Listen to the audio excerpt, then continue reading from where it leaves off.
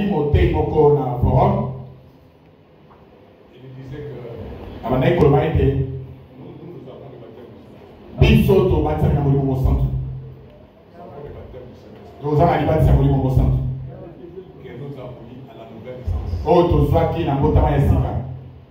Il a eu le baptême du Saint-Esprit à la nouvelle Ya lo naissance. ya zui baptême na molimo santo na mbotama ya sika.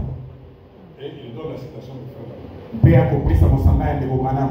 Frère Branham le dit ici. Ndeko Branham alobi yango awa. Vous savez, Oyebi.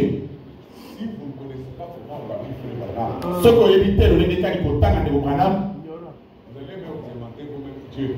Yo moko kobikomisa nzambe. Vous allez devenir Dieu. Yo moko kobikomisa nzambe. Dieu Kassaye qu'on a connu. Lokola banzambe ya kasa yo toyeba. Un Dieu. Moko na chibu ya nzambe. Kadima Yesu, un Dieu. Kadi ba Yesu nzambe. Kasamu Kanamikoma, un Dieu. Nzambe.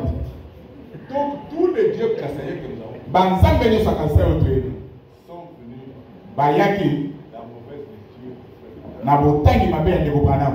Je vais vous lire Frère Branham à ce sujet. Natanga lelo ndeko Branham na ntina wana. J'espère que je vais trouver ça. Na banzi te ya kozwa. Voilà. Je vais trouver ça.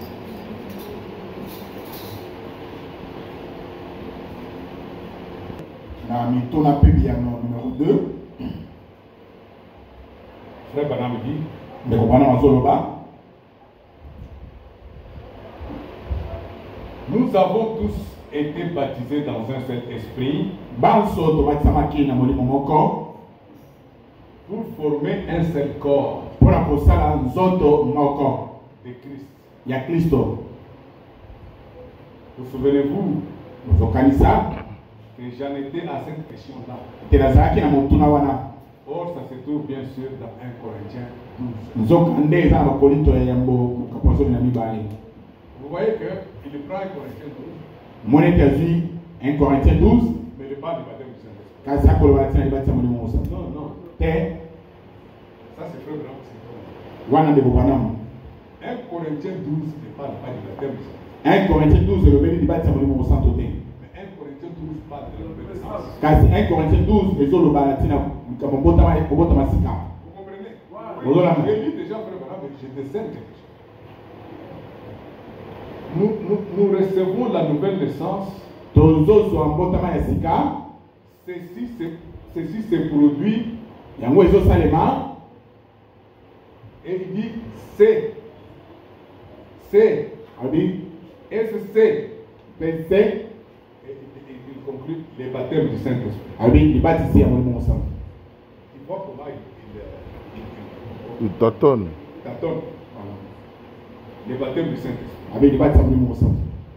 Ou s'il y a un baptême qui vient, To soki eza na libatiso ezoya après ça, nsima na yango où est un remplissage? to kotondisama Ça, c'est quelque part. wana ezali esika moko. Il a dit ça. Atiki Il va continuer ailleurs. akei kokoba lisusu esika mosusu.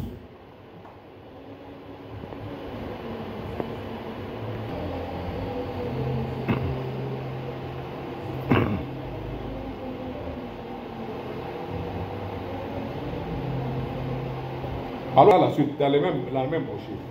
Na mokanda moko moko wana. Au moment où vous croyez au Seigneur Jésus-Christ, Na tango oyo ndimeli nkolo Yesu Kristo c'est là wana nde que vous avez la nouvelle naissance. wana nde ozwi mbotama ya sika. Au moment où vous croyez, Na tango oyo ozondima vous recevez une nouvelle pensée, ozwi likanisi ya sika, une nouvelle vie. bomoi ya sika. Mais Kasi ce n'est pas le baptême du Saint-Esprit. ezali libatisi ya molimo mosantu te. Là, il a parlé correctement. Wana lobi penza malamu. Ce n'est pas le baptême du Saint-Esprit. Ezali libatisi ya molimo mosantu te. Voyez, Omoni ce n'est pas le baptême du Saint-Esprit. ezali libatisi ya molimo mosantu te. Dans la nouvelle naissance, Na mbotama ya sika vous êtes convertis à Dieu. yo obongwani epai na Nzambe. Ce qui signifie, Oyo etalisi vous avez fait un demi-tour. osali demi-tour. Mais le baptême du Saint-Esprit Kasi libatisi ya molimo mosantu vous fait entrer dans le corps, yango ekokotisa yo kati na nzoto.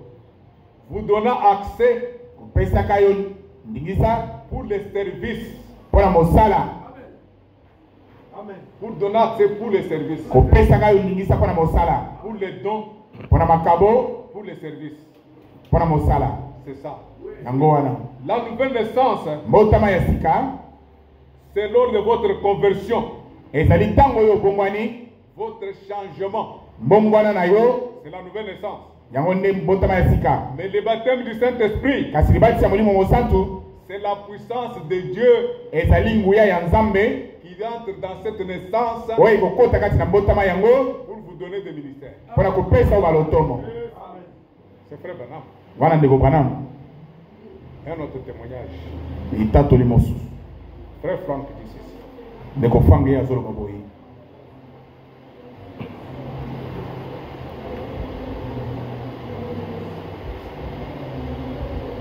Frère Franck dit, ndeko Franck alobi, je ne crois pas nazondi mate que la nouvelle naissance ete mbotama ya sika c'est le baptême du Saint-Esprit. ezali libati ya molimo mosantu. Je ne crois pas. Nazondi mate. C'est vrai. Je ne crois pas. Ndeko Franck alobi nazondi mate. Ce qui compte en premier, oyo eza na motuya yango, ce n'est pas le baptême du Saint-Esprit. ezali libati ya molimo mosantu te. Mais ce qui compte, oyo eza na motuya, c'est d'être né de nouveau. ezali kobotama sika.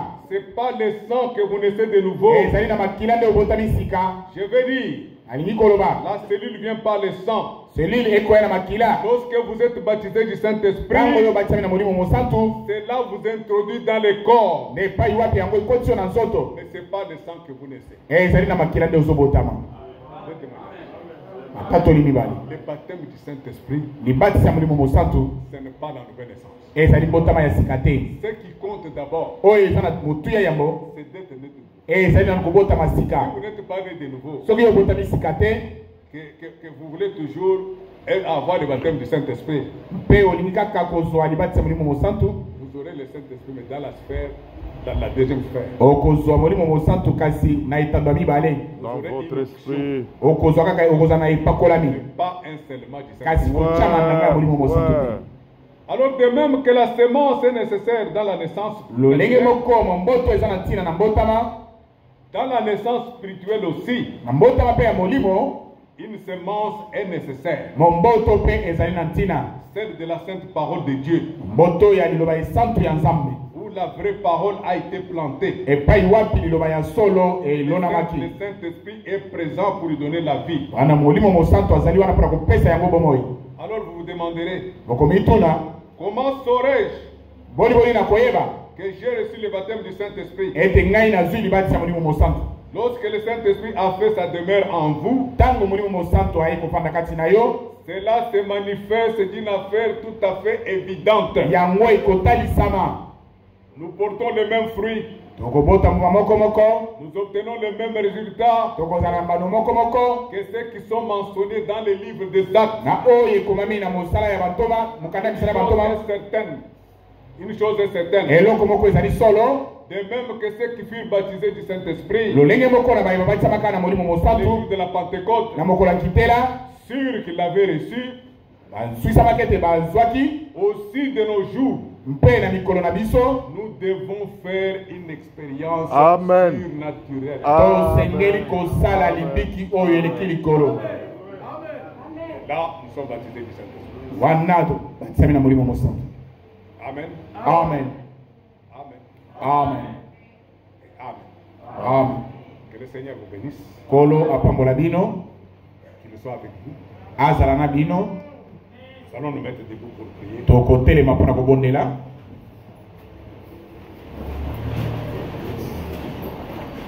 Je vais limiter la prédication au plus possible jusqu'à 12h30. nasali ete liteya ekende kino 12h30. Sinon, vous pouvez continuer amba te tokoki kokoba, avec l'écriture de Job 33. tokoki kokoba na likomi ya Job 33. On avait déjà prêché ça vendredi. tosilaki koteya yango mokolo ya mitano. Aujourd'hui, on fera la doctrine du jour. lelo tozwi bilei ya mokolo, Donc, on vous laisse attendre. ete totika bino liboso ya ntango.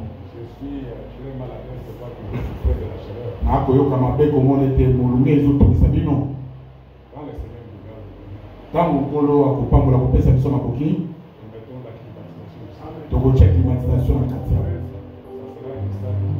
Et cause à la présence, ça, il faut que cause à la climatisée. Mais bon, moi, je ne suis pas sécurité. Je vois que vous souffrez. Na zomo na lolenge watu wako yoko ama. Quand vous donnez la nourriture à un enfant, Tango zo pesa bile ina mwana. vous voyez que l'enfant souffre. Mone ke mwana wana zo kapasi. Et il y a des mamans méchantes. Mwana tango koya. Nous allons. Nikolo. Nous te sommes reconnaissants. To zo mseli yo longonya. Quand nous étions venus à cette assemblée, Nambi to yaki na oyo lisanga. nous avions faim et soif. To zaki na nzala pe posa. Nous avions faim de manger la nourriture spirituelle au temps convenable. To zaki na nzala ya kolia bile ya molimo na tango eloko bani. Nous avions soif de nous abreuver à la source de vie. To zaki na posa ya komela na mitima ya mai bomoli. Bien-aimé, Molinga mikolo. il nous l'a donné. Yo pesi biso yango. Nous avons mangé. Biso to lei. Nous avons bu. Pe to meli. Maintenant, Kao. nous te demandons de mettre.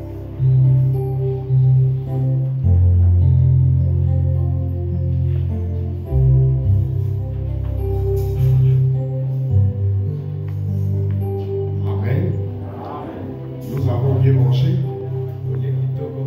Nous sommes arrivés à la fin. Nous allons chanter avec le frère Général. Et nous allons commencer à chanter.